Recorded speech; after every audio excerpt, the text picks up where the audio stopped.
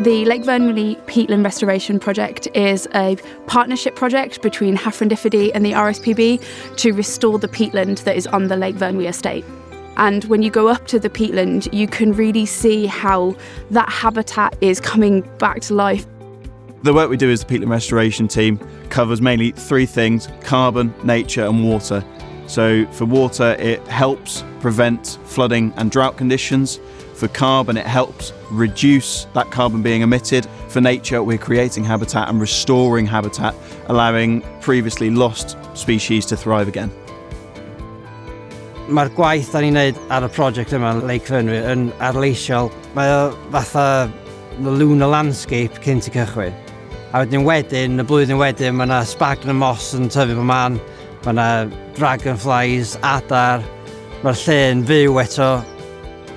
To be nominated for the St David Award for this project, it's a really proud moment for everybody involved. It acknowledges the hard work that people are putting in, day out. I think it's also really important that it puts this kind of work on a national platform and why we need to do more of it and have support to do more of it.